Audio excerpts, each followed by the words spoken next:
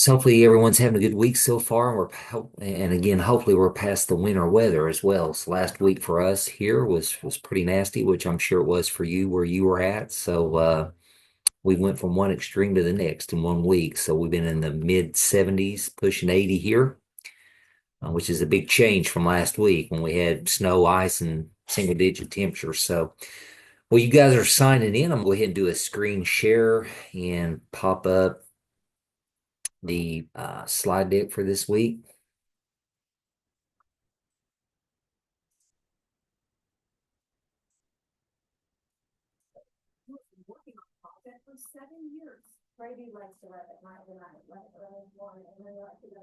In just a second here. Get to where I need to be.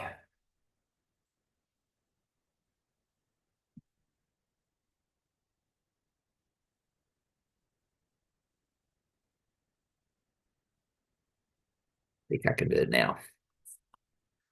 Yep. Should pop up there on your screen any moment.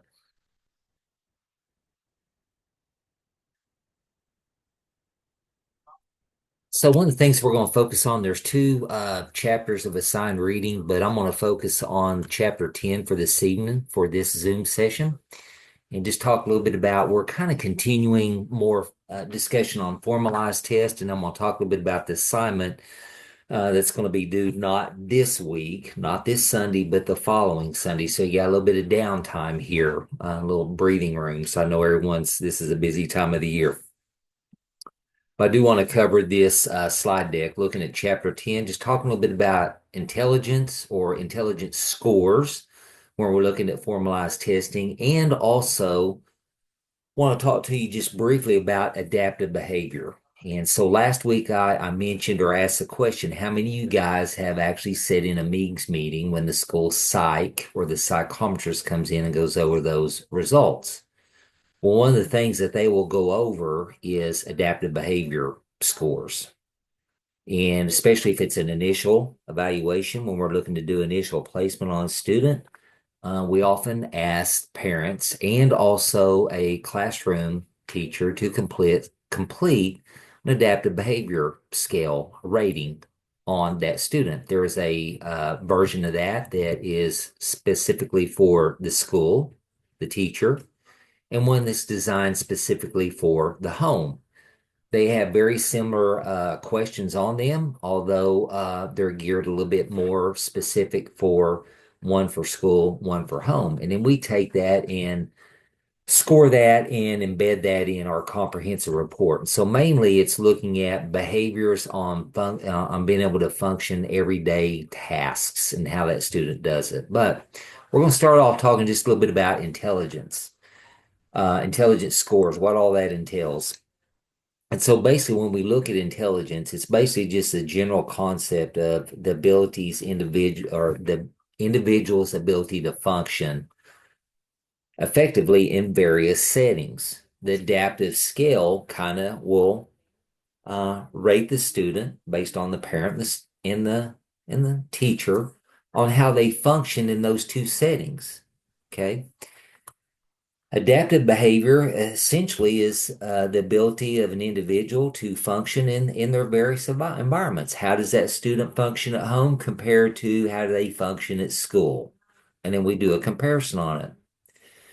So the meaning of intelligence testing. So the most common assessment used is for elementary age and middle school and high school is the WIS-5. That's a very common assessment that's used. It's a normed reference. Okay. And so we report intelligence scores in the form of what we call intelligence quotient or IQ. Okay. Usually it has a mean of 100. So basically, there is a real simple formula for calculating their IQ. We take their mental age and we divide it by their chronological age, and then we multiply that by 100. Okay. And that helps us come up with their overall IQ. What does IQ mean? There's all kinds of myths and misconceptions out there. So one myth is IQ scores are measurements of potential that is innate in a person. Okay. Knowing his IQ does not measure ability. So basically, intelligence testing is simply the way that a student responds to a set of stimuli at a specific point in time. Okay. Specific point in time. When we look at IQ testing, there's been a lot of debate over time. Okay. There's been a lot of debate on the validity, reliability of IQ scoring. There's been a lot of debate on the overall purpose of it. So here are some common debates, just kind of summarized here. Theories upon which tests are based influence their use and interpretation. Okay, it's also important that formal assessment measures are free from ethnic, cultural, and linguistic bias. I talked a little bit about this last week. If I were to come in and test someone that English is not their primary language spoken, and I don't take any of that into account as far as having an interpreter, and I go ahead and proceed, those scores I get are not going to be valid and they're not going to be reliable. And that student, their scores basically are going to be in the tank, right? It's going to be not good. And if I were to move forward and use those scores and show a low IQ and literally all their scores are low, they're going to be misplaced for services when they might not even really need services if we take proper steps to make sure that they get a fair and equal chance on that assessment. So we have to take all that into account. Some issues include IQ as an indicator for special education. Okay, we should not use that as a sole indicator for special ed. Just like I made the comment last week to you guys, we should not use a single assessment as a determining factor on placing them. We need to look at the whole picture. Okay, there's a lot that goes into it. We need to look at how they have functioned over a period of time, look at interventions and how those interventions have affected their ability to perform academically. Have they made gains after we implemented some of those? So we need to look at the whole picture and not just one test score. Okay, also learned behaviors. We have to consider that. Innate potential, thought to be one's ability from birth.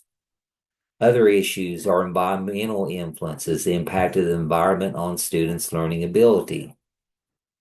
Okay, that's something to always look at. What are the social or environmental factors that are impacting that student's ability to learn?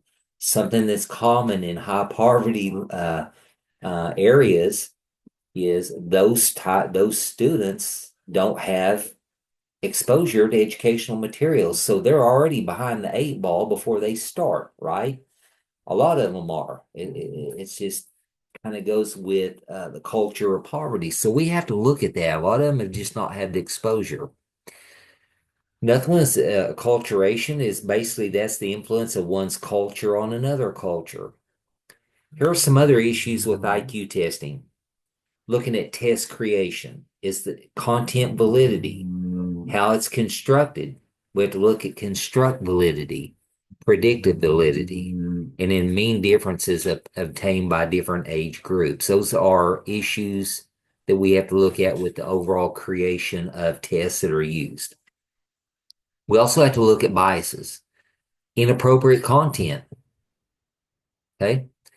Inappropriate standardization samples, examiner language bias, inequitable social consequences are things that have to be considered. Measurement of different constructs, differential predictive validity, and qualitatively distinct minority and majority aptitude and personality. Those are more with the construction of the actual test. Not really going to have anything to do with you as the special ed teacher. It's more on how those assessments are constructed. Okay.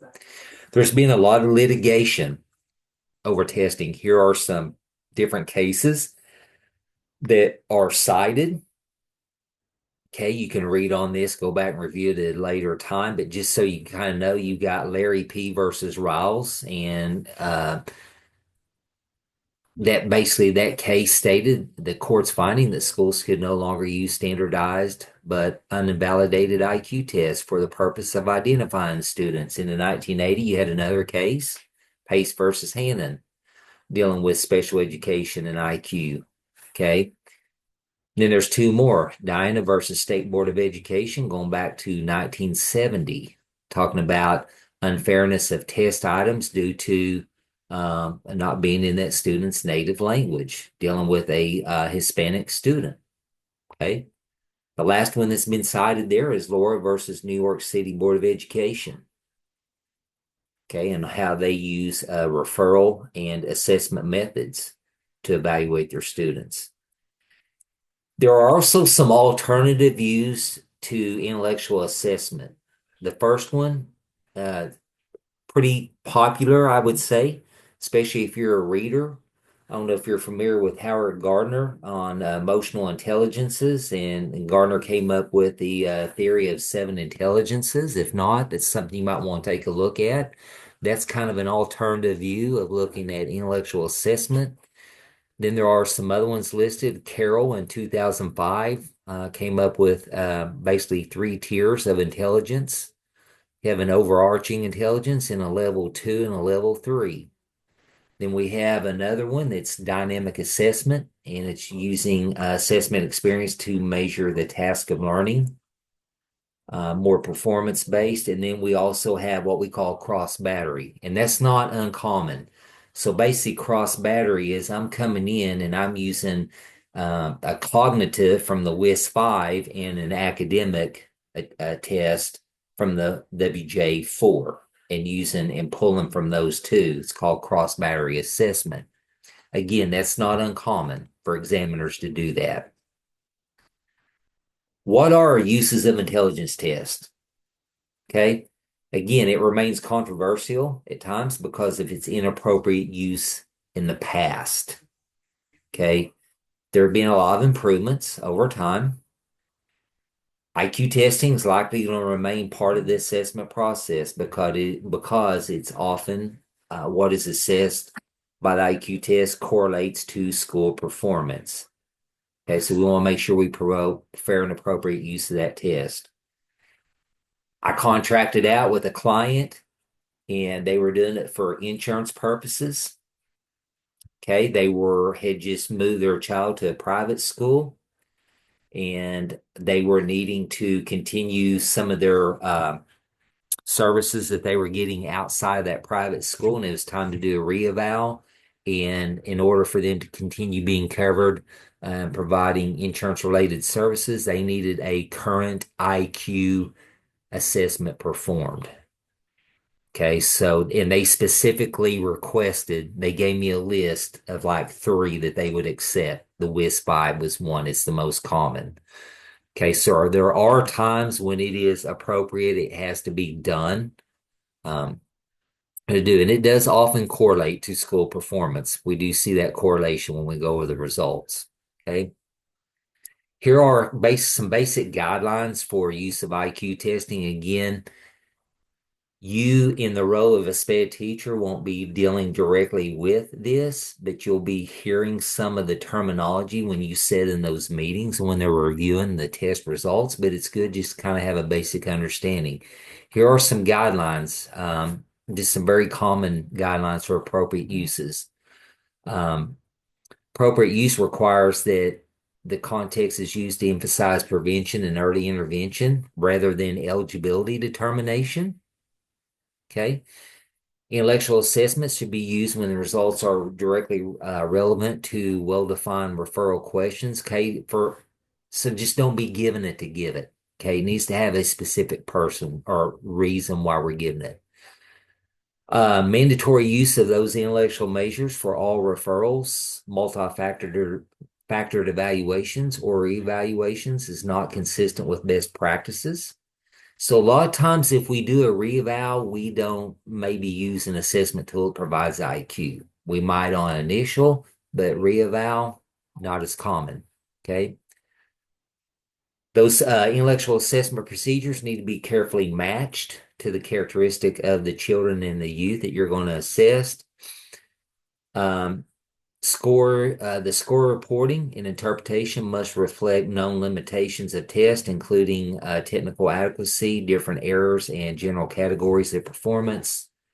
Um, you make sure that we actually interpret that, explain it thoroughly regarding classifications, also pointing out specific strengths and weaknesses. Okay.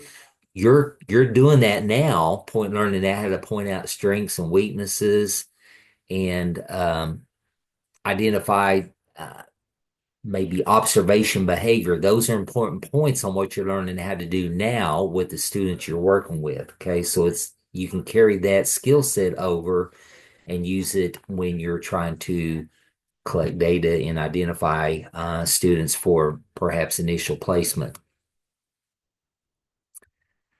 And then the last guideline is users, test examiners should implement assertive procedures to protect students from misconceptions and misuses of those results. So we just need to be real careful when we're presenting that information, especially to the team to make sure they thoroughly understand. And also making sure we protect the student on that so they don't have any misunderstanding or misconception of what it means and what all it entails. Okay, we're going to talk just about a couple common assessments. Tools that are used. I mentioned the WIS-5. That was one I used for a contracted client in the last about 3 weeks. It was specified by the insurance company to continue services on as far as a recognized assessment. This is perhaps one of the most commonly used assessments for determining IQ in assessing intellectual ability. And so but it will provide a full IQ and processing scores. And on this, the mean scores 100, which that would be right in the middle if we're looking at a bell curve. And then our standard deviation is increments of 15. Okay. So the things that it will assess, basically, we're looking at four areas that has subtests. We're looking for verbal comprehension.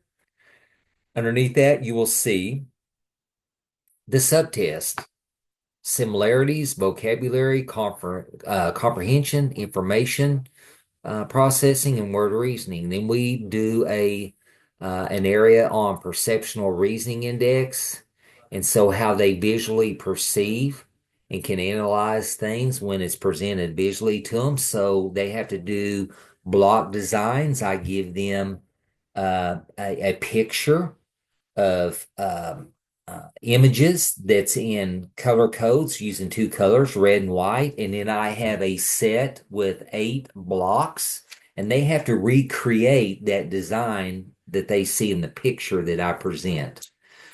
Okay, then we have a picture concept and then also picture completion. Okay, again, that is on perceptual reasoning, being able to visually reconstruct those. The next area we look at is working memory. Okay, how this works is I give them verbally different sequencing of numbers, and they have to go in and present those back to me exactly how I said them. We call that digit span. We do it in what we call forward order and reverse order. So let me give you an example on that digit span. I would say 1, 2, 3. They have to repeat that 1, 2, 3. And as they work their way up, those number spans get longer. Then we turn around and we do it in reverse order, Tiffany. I would say 1, 2, 3, 4. You would say 4, 3, 2, 1. You say it back in reverse order. Okay. Then we have letter and number sequencing, okay, where I give them letters of the alphabet and numbers. We do it forward and backward, okay? And then we do that with arithmetic sequencing as well. Then we jump over the last areas. We look at processing speed. These are all timed activities.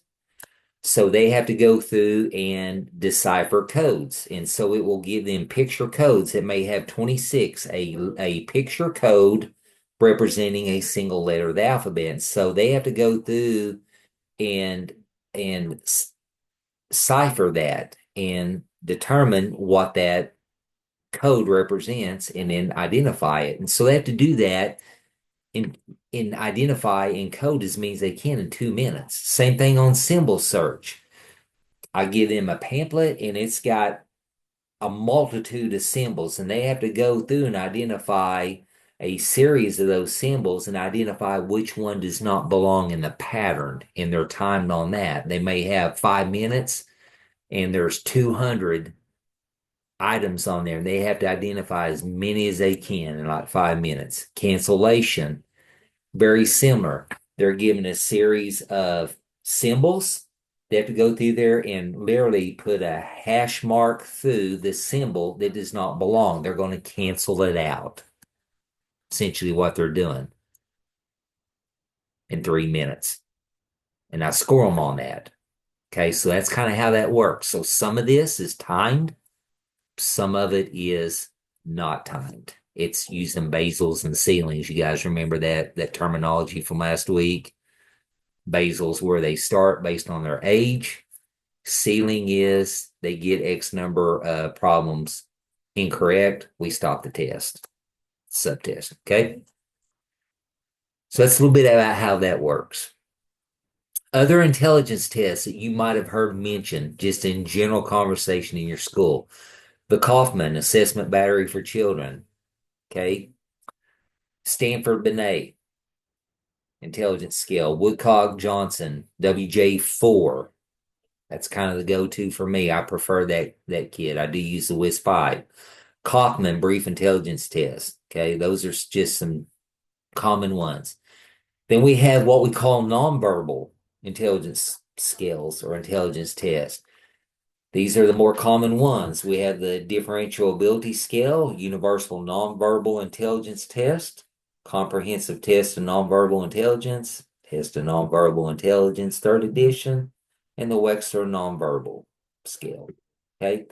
Again, just to make you familiar with it, not necessarily that you're going to be running out and using those. That's in a whole other graduate program, but at least you'll be familiar with the most common ones used. So that way, when you're sitting in those meetings and you hear those mentioned, you'll remember, hey, well, I remember we talked about that in 805.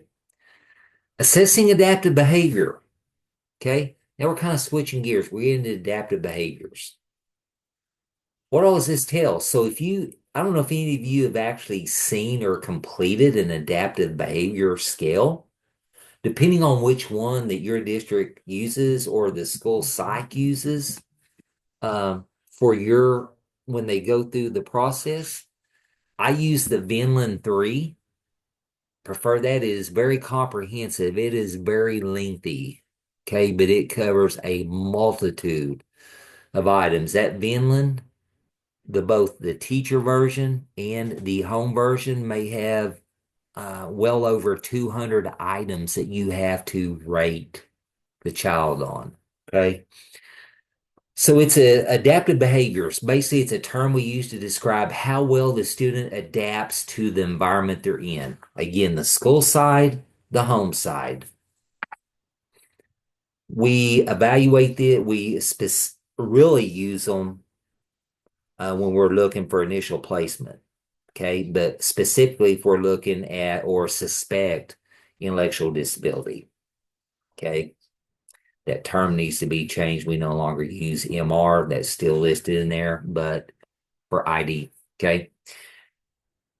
Student who functions, just kind of give you an idea, with a sub-average range of intelligence is measured with that IQ test, but who exhibits age-appropriate behaviors outside the classroom should not be placed in a setting designed where students with intellectual disabilities. Okay. So the adaptives are something that we use to compare to the overall IQ score. Okay.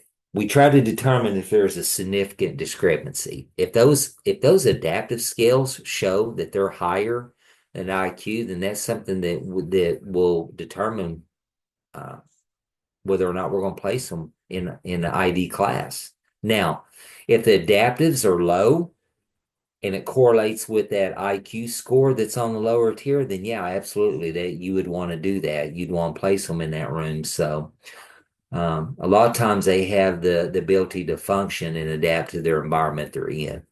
Okay. The other thing is we want to view it as a method promoting non-biased assessment. Okay. Adaptive behavior skills are designed to be answered by a person that's familiar with that student's functioning. Again, I mentioned a teacher, someone from the school, and then home. The home and the school should somewhat correlate with each other.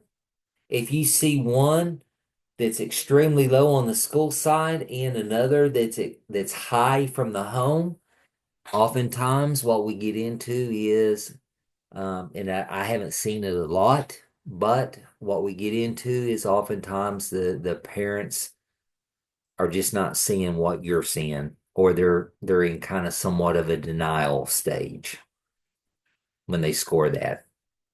Okay. Because the questions are pretty straightforward.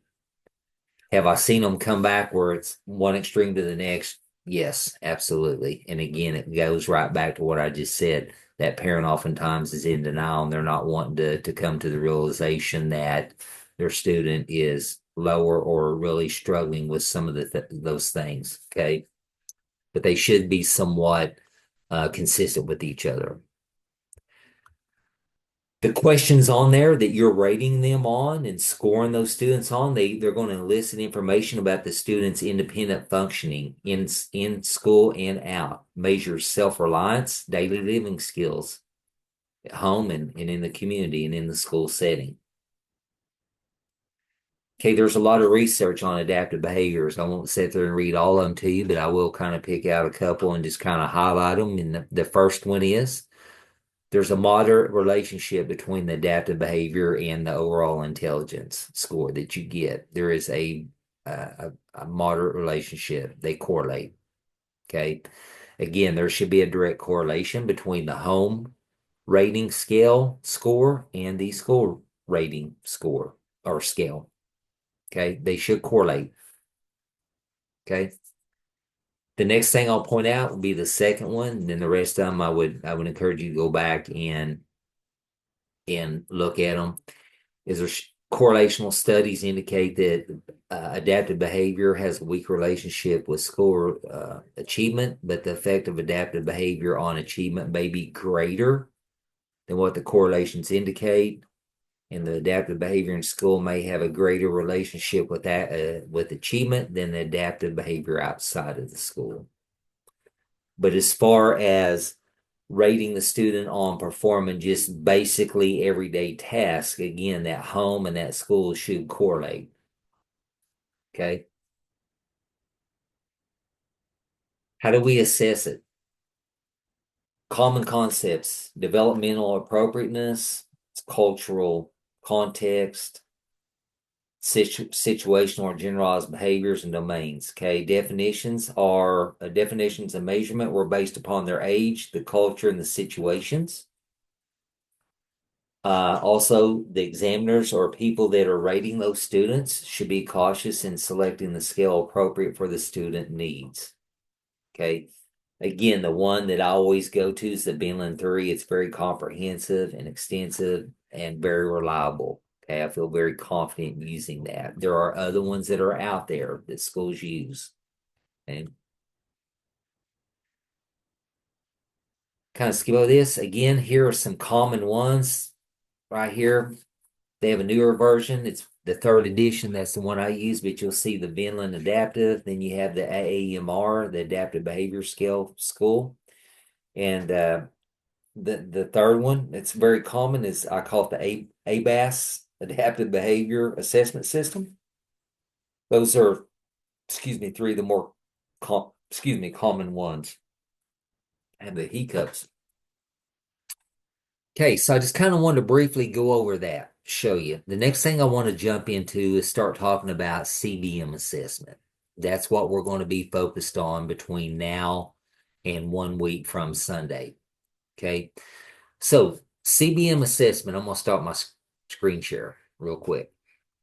So I'll go back to the regular. CBM assessment.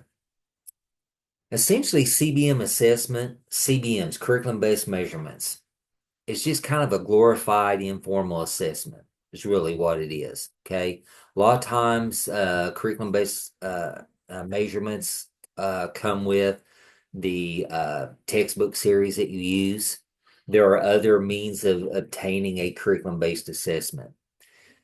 They are meant to provide you ongoing data to show how that child is progressing with the concepts that you are teaching.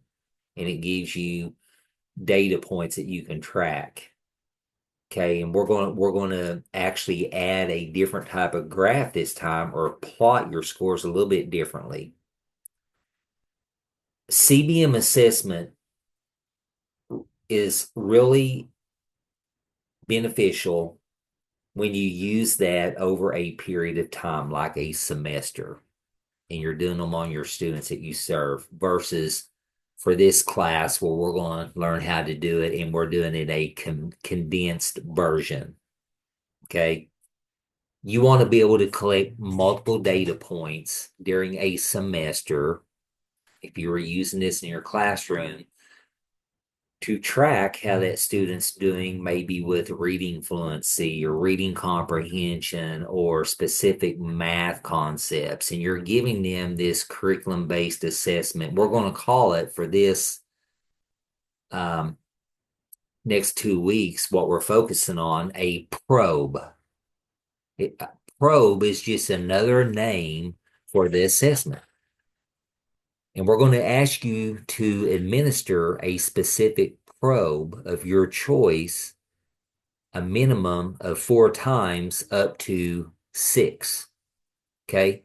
Now, going back to when this class was in a full semester before we shifted it over to the 8-week format, I used to ask the students to get anywhere from 9 to 12.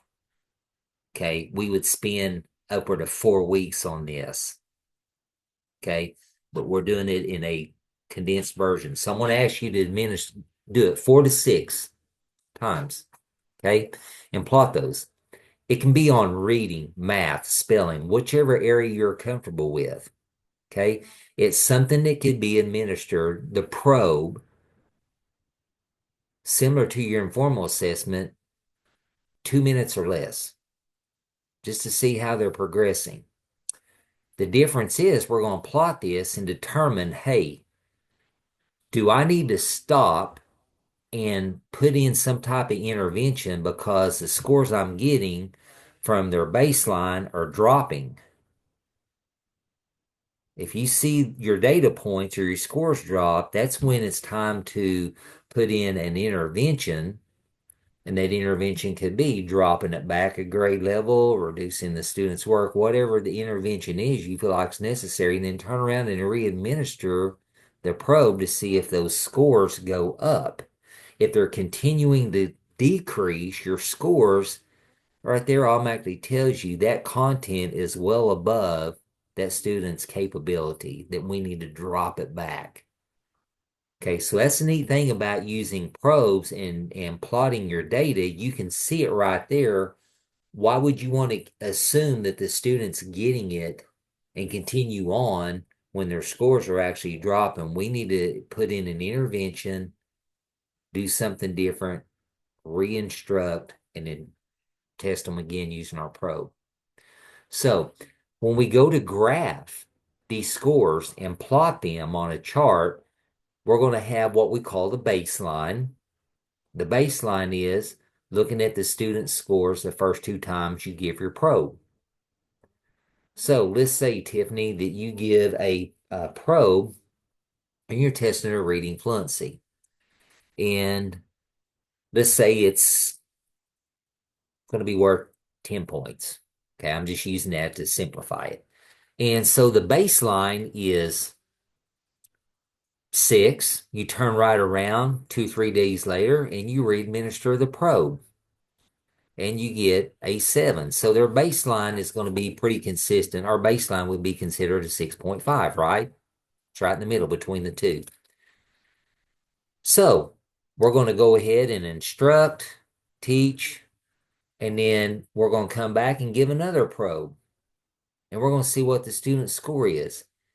So, Tiffany, for your student, let's say on the third probe I gave, because the first two we established a baseline, right? We got a 6.5. Your third probe you give, let's say the student got a 5. We're going backward, right? That's when it's time we're going to show on our graph an intervention line. And then in your report, you're going to explain what that intervention is. What intervention are you going to put in to help that student? Could it be something as simple as dropping the grade level content down? Okay, it could be something that simple. You drop the content down for the reading.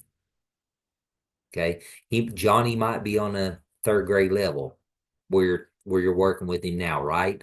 We're going to drop it down to second grade level. We're gonna let him work on second grade level reading material. Then we're gonna come back and administer another probe to him and check his comprehension. Well, Okay, so I have a question real quick. yeah, I'm using the FastBridge CBM on my student. I've given him two probes on multiplication division because that's his lowest yeah, test score. So I'll check it tomorrow and see what he got. So I can use those two as his baseline yep, and then give it. So like if he were to continue to tank, which it depends on whether he how hyper he is the day. Um, I could maybe then just instead of doing multiplication and division, if I needed to, I could just cut it down to one. exactly right. That could be your intervention because doing both at the same time may be too overwhelming for you. Okay. So, yeah. And so you could do that. You could show an intervention line on your graph in your CBM report that you're going to do to hand in on that Sunday, an intervention line, and then you did your intervention. You're going to drop it down to multiplication only. You're going to turn around and re-administer a probe, and we hope that those scores are in an upward trajectory on your graph. Now, if they're not, and it continues to go down, then we need to implement some type of other intervention. We don't want to just assume that that one intervention did the trick and then we just move forward and we're leaving him behind. We need to continue to monitor that, right? You don't want to just assume that everything's fine because I put that intervention in, everything's good now, and I'm going to rock along. We need to continue to monitor and plot data points to make sure that it's going in an upward trajectory and not a downward. So can we use the CBM graph that it prints for you or You does you for you? could, Okay. you could. But here's the thing: you need to make sure that it shows a baseline. Okay. You need to make sure if you had an intervention that you put in an intervention line, and where did you do it between probe 2 and probe 3, or Okay. did you do it between probe 3 and probe 4? You need Because to I put say that I've line been in there. kind of been watching it because it has like the projected if he were to continue it, Yeah, to make his spring norms or whatever. This is yeah. the dotted line here, and then it has his dots. But I would just have to go in and put a line of. Now, if you're a student on the extreme of what Tiffany's talking about, Mary, let's say that uh, your student, after your baseline, you see the first data point. He got his first data point was a 7. His next one was an 8. Then you just keep on, and we hope to see them keep going up. You may not need an intervention because it's on appropriate level where your student you're serving needs to be right now, and you know, hey, he's making adequate progress. His probe scores are going up, and over a period of time, if it does that, let's say over a semester, and it keeps going up, you're like, hey, I might need to bump him up a little bit more to challenge him, to make it just a little bit more challenging. That'd be a good time to do it. That could be an intervention. Is, hey, I bumped it up a little bit. I put my intervention line in. I'm gonna document making adequate progress. I'm gonna bump his reading level up and challenge him there. Okay. We want to try to get 4 to 6 data points. Okay. Again, this is a condensed version. Before, we used to spend about 4 weeks on just this, and they would get upward of 12 data points. You can take this after you learn it, and go. And if you want to track a group of students, it'd be interesting to do it, let's say over the semester. So you want to start it and do it ongoing, Tiffany, over the first semester. And at the end of the semester, you've got all that data right there and you've plotted it and graphed it. You can sit down with the parents and say, hey, look, I've given multiple probes. This is how little Johnny progressed. Or we kind of had a little dip and I had to put in an intervention. This is what I did. And then you can see he quickly got on the right track and his score started going upward. Okay. Any questions I have a, on that? I have a question on Yes, that. ma'am. Okay, so sitting here listening to this, I've been the little student that I chose. I probably chose one that's way too hard. He's so low, but I've been using FastBridge and tracking and everything with him for 3 years now. So this is You got my a lot of third data. year. Oh, I have more data than yeah. Anyway, so I've been doing this for 3 years with him on FastBridge. So I mean, I have some pretty good data. We can't genetically. This kid is really hard. So what? So can I use this just this semester? Do you want just this semester's data for this little Yeah, guy? yeah, make it Is current. that Yeah, you don't as don't go current as back. can be? Yeah, Okay, don't go back like the 3 years. Just use this semester some current data on him to show that data that's okay. more current. Okay. Yeah. That is the beautiful part of FastBridge, though, to pull up his whole like Oh yeah. history of how what progression we're making, what we're not making. That is an amazing program. Oh, absolutely. So, yeah. And so another item I want to point out that we're going to be looking for on this. So we talked about your baseline. So you'll indicate, like the first two probes, hey, his baseline, and you identified on the chart. Then if you have to implement some type of intervention, depending on how the student's doing, you would show a line on that your intervention, you may not need to. Okay, you may not need to. The next thing I'm going to ask you to show on it is what we call the aim line. And that is you going in and showing a line based on his baseline and how his maybe data point 3 and 4 is, and show that line what you're projecting the goal for him to reach. And that's what we call the aim line. And we want that to be upward. We don't want it down, right? We want to see him going an upward trajectory on that. Okay, so the three things we're going to look for in this chart to display data. You've already done data display and charts on the informal, right? You learned how to do that and display raw data. Then we did it on the norm reference, and you also talked about, on the bell curve, how the student, where they fall and how they scored compared to their peers. Now we're going to implement and ask for a baseline, intervention line, and then an aim line on it. One thing real quick I was going to show you before we wrap up. I'm going to pull it up. You'll bear with me here just a second. 5 resources folder. There is a sample of a CBM report, and I'm trying to pull it up now. So um, there's a sample, got an example of a chart that shows a baseline, intervention line, and aim line. Trying to find my folder here where I can pull it up for you quickly to kind of give you an idea. Okay. So I've got it pulling up. And if you'll click on sample reports folder, it will drop down and there's going to be those sample reports for each of the assignments that we're doing, the informal, the norm reference, and the CDM. So I've got it pulling up now and I'm going to come back. Hopefully I can get it to share properly without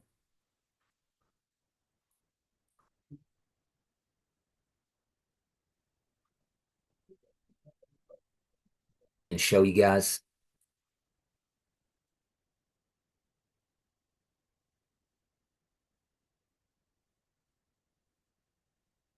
Okay.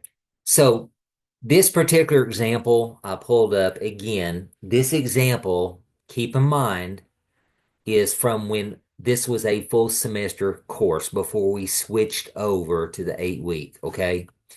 So you can see they have a chart here with basically showing the students' raw score and kind of what their aim score was. Now, here's the second graph. You can see here the student, again, we have more data points. After their third um, assessment, so their baseline was a 30 and then a 40, okay, on their first two. Then the third probe, it dropped. It dropped down into the mid 30s. And so you see this line here. Can everyone see the chart? All right, okay. This black line represents the intervention line. They felt it was necessary when they saw that drop because they'd had a significant gain on probe number two, right? That data point represents two. This is one, two. Probe three, they dropped. So this particular student that did the report's like, hey, I'm putting in intervention because I'm wanting to see my scores go up.